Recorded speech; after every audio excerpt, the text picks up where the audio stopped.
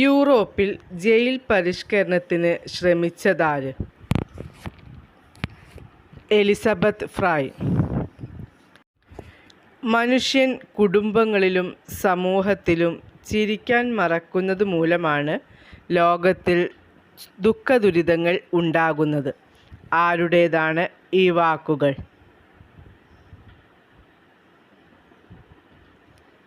Mother Teresa. മനുഷ്യ ശരീരത്തിലെ സാധാരണ നാഡീസ്പന്ദനം എത്ര? 60-70 ഇന്ത്യ പാക് യുദ്ധം നടന്ന വർഷം ഏത്? 1971. വാഹനങ്ങളുടെ വേഗത നിയന്ത്രിക്കുന്നതിനുള്ള ഉപകരണം ഏത്? Speed governor.